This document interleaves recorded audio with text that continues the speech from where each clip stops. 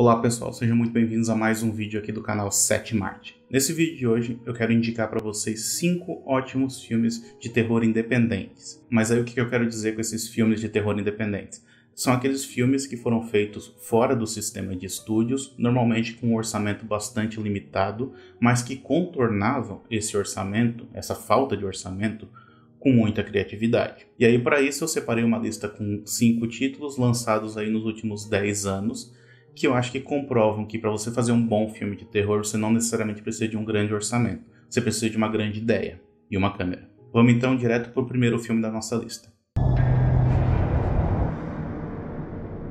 O primeiro filme da minha lista se chama I Trapped the Devil, que é um filme de 2019 dirigido pelo Josh Lobo. Esse é o primeiro e único filme dirigido pelo Josh Lobo, o que é uma pena porque eu queria ver mais coisa dele. O filme acompanha um sujeito que vai visitar o irmão na época do Natal, e chegando lá ele percebe que o irmão está se comportando de uma maneira muito estranha. Todas as portas estão fechadas, todas as janelas estão trancadas também, e não dá para entender a princípio por quê. Até que finalmente o irmão explica o motivo. Ele diz que ele conseguiu capturar o diabo e prender ele num cômodo daquela casa. Então esse é um filme que é construído em cima da ambiguidade, porque você não tem como saber se de fato a pessoa do outro lado daquela porta é mesmo o diabo, é mesmo o demônio, porque ele não pode abrir a porta, afinal se ele abrir, o bicho vai sair. Com isso, o filme propõe pra gente um embate entre a razão e a emoção, que é simbolizado na figura desses dois irmãos. Por um lado, você tem um dos irmãos que acredita piamente que ele de fato conseguiu capturar o diabo, e ele apresenta evidências para isso. Só que as evidências que ele apresenta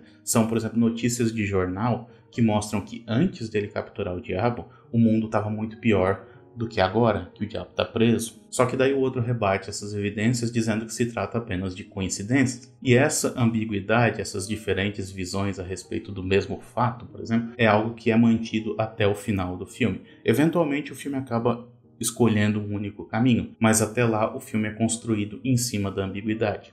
O filme funciona, portanto, sugerindo muito mais do que ele de fato mostra, até porque, por um lado, ele não tinha dinheiro para mostrar nada, e por outro lado, não faz parte da proposta do filme, afinal o filme quer gerar essa dúvida pra gente. Então o diretor acaba trabalhando muito mais com o poder da sugestão e principalmente ele se utiliza de um excelente design de som para construir aquela ameaça. É o som que dá corpo para aquela ameaça, não é a imagem. E isso é sensacional, vale muito a pena conferir esse filme aqui. O segundo filme dessa lista se chama Ben e Mickey contra os Mortos, ou The Battery, de 2012. Esse é um filme que é escrito, dirigido e estrelado pelo Jeremy Gardner. O filme acompanha dois sobreviventes de um apocalipse zumbi que ficam caminhando pelas ruas desertas da Nova Inglaterra em busca de um lugar seguro para eles poderem viver. E eu sei que filme de zumbi é algo que anda um pouco desgastado, mas acredite, esse aqui é um que vale a pena conferir. Porque ele tem uma abordagem que é muito interessante. O filme foi feito com míseros $6.000, o que é algo incrível. E o diretor, o Jeremy Gardner, ele conseguiu esse dinheiro pedindo emprestado para os amigos dele. Só que o mais interessante de notar aqui é como que ele usa essa falta de orçamento como uma oportunidade para poder desenvolver os seus personagens. O filme não é focado nos zumbis ou em ataques de zumbis, ele é focado na relação entre aqueles dois personagens que a gente está acompanhando. Porque é aí que está a grande sacada desse filme. Eles estão juntos por conveniência, mas eles não gostam um do outro. Eles na verdade se odeiam, mas ficando juntos eles aumentam as chances de sobreviver. Então, na maior parte do filme, o que a gente vê são os conflitos gerados por esse relacionamento forçado dos dois. Apesar de que eu falei que o filme não tem muitos ataques de zumbi, mas ele tem pelo menos uma cena que é sensacional, que é uma cena que se passa toda dentro do carro e que é longa e é exaustiva. Me lembrando até um pouco o filme Willow Creek, que eu já comentei aqui no canal, que também trabalha um pouco com essa questão de concentrar o terror em um único momento do filme. Eu acho que esse é um filme que vale muito a pena conhecer, principalmente para você conhecer o Jeremy Gardner. Ele tem se tornado um dos principais nomes dessa cena do cinema de terror independente, e a carreira dele começou aqui, então vale a pena conhecer. O terceiro filme da minha lista se chama Baghead. Esse é um filme de 2008 que é dirigido pelos irmãos Jay e Mark Duplass. O filme acompanha um grupo de amigos, que são todos atores fracassados, que resolve ir para uma cabana no meio do mato para poder escrever o roteiro de um filme que eles próprios vão estrelar. A princípio, eles queriam escrever um drama ou um romance, só que eles acabam migrando para o terror. E aí eles resolvem contar a história de um assassino que usa um saco de papel na cabeça. Daí o nome do filme, Baghead. O problema é que eles próprios passam a ser ameaçados por um assassino com um saco na cabeça. Então existe aí um diálogo metalinguístico que o filme propõe que é muito divertido.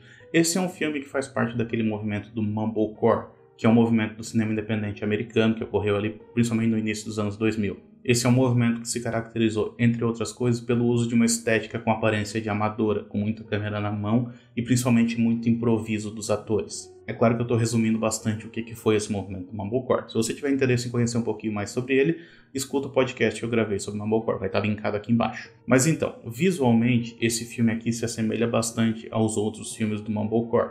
Ele tem essa imagem mais documental e ele tem essas situações que soam como sendo improvisadas. O que funciona muito bem para o filme, porque quando os personagens se assustam no filme, eles provavelmente estavam se assustando de verdade, eles não sabiam que determinadas coisas iam acontecer. Então é uma atuação muito genuína.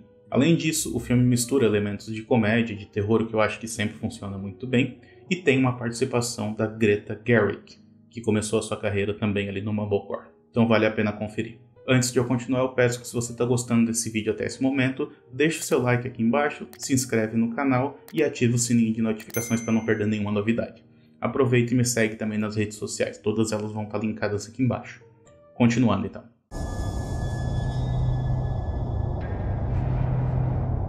O quarto filme da minha lista é o They Look Like People, de 2015. Esse é um filme que tem roteiro e direção do Perry Blackshear e acompanha dois amigos que se reencontram depois de muito tempo. Um desses amigos parece que está bem de vida, assim, ele está aparentemente estabelecido no seu emprego e ele parece ter um futuro brilhante pela frente, que é o oposto do outro. O outro amigo está meio perdido na vida. Ele parece que tem problemas psicológicos e ele tem uma paranoia de que as pessoas estão se transformando em monstros. E aí ele começa a montar uma espécie de bunker no porão do prédio do amigo dele com o intuito de se proteger de uma ameaça que está por vir, pelo menos é isso que ele acha. E ele fica na dúvida se ele deve ou não salvar o amigo dele, afinal pode ser que o amigo dele também já tenha sido infectado por essa ameaça. Ou pode ser que isso tudo esteja acontecendo apenas na cabeça dele. Então a gente escuta os telefonemas que ele recebe, recebendo algumas instruções sobre como ele deve se proteger, e a gente também vê algumas pessoas que parecem que estão se transformando em monstros. Só que não necessariamente porque a gente está vendo alguma coisa ou a gente está ouvindo alguma coisa que aquilo de fato está acontecendo. É aquela ideia do narrador não confiável, que é bastante explorada na teoria da literatura. Não é porque a gente está vendo alguma coisa ou ouvindo alguma coisa que aquilo de fato está acontecendo, mas sim que a gente está vendo e ouvindo as coisas pela visão de um determinado personagem. É assim que ele enxerga o mundo. Consequentemente, é assim que a gente também está enxergando o mundo. Mas não necessariamente é assim que o mundo é. Só que sendo real ou não, meio que não faz diferença, porque o personagem acredita naquilo e a gente está acompanhando aquele personagem. E o filme vai jogando com essa dúvida até o final. A gente até vê alguns momentos de distração, de brincadeiras que acontecem entre os personagens, ou de interações que eles têm com outras pessoas. Mas essa tensão, ela tá sempre ali por baixo, esperando para emergir.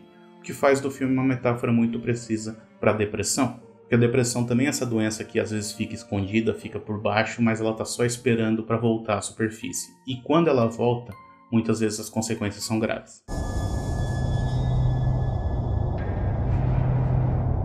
E o último filme da minha lista se chama Entrance, que é um filme de 2012, que é dirigido por Dallas Richard Hallam e Patrick Horvath. Eu acho que é assim que se fala o nome dele. Em todo caso vai estar escrito aqui. Sabe aquela ideia de vamos guardar o melhor para o final? É verdade. Eu guardei o melhor para o final. Esse filme aqui é sensacional. Sensacional mesmo. Apesar de que eu meio que não posso entregar muita coisa sobre ele, porque é o tipo de filme que quanto menos você souber, melhor.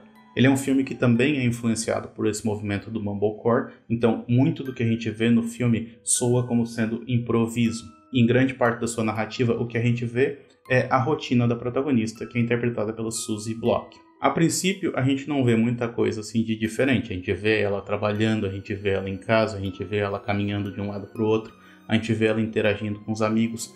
Não parece que tem nada demais naquela rotina. Só que tem. Mas tudo isso está muito bem escondido no filme. E o filme tem esse clima meio naturalista, como se as coisas estivessem acontecendo naturalmente diante da câmera e a câmera só teve o trabalho de captar aquilo. Só que aos poucos você começa a notar que tem algo de errado. Só que, assim, você não sabe exatamente o que. Por exemplo, em certo momento ela chega em casa e percebe que o portão da garagem ficou aberto. Mas a princípio aquilo não significa nada. Só que são pequenas evidências que vão se juntando aos poucos até se tornar algo maior. E o final desse filme, apesar de simples, é extremamente eficiente. Só que, como eu disse, eu não vou entrar em muitos detalhes, que eu quero que vocês descubram esse filme por si próprios. Mas, se vocês ficaram curiosos, eu também menciono esse filme aqui naquele podcast que eu fiz sobre Mumblecore. De novo, vai estar linkado aqui embaixo. A discussão que a gente tem sobre esse filme é bastante ampla no podcast, muito maior do que o que eu falei aqui. Mas a conclusão que a gente chega é a mesma. É o melhor filme daquela lista, assim como é o melhor filme dessa lista aqui. Vale muito a pena conferir. Sério. Você não tem que acreditar na minha palavra, porque eu não apresentei muitas evidências disso, né? Mas vai na fé. Bom, por hoje é isso. Espero que vocês tenham gostado dessa lista aqui. Se você gostou, diz aí nos comentários o que você achou. Me conta também quais eram os filmes que vocês já tinham visto e quais que vocês ficaram curiosos para ver. Tem sugestão de algum filme que pode constar numa lista posterior? Deixa aí nos comentários também.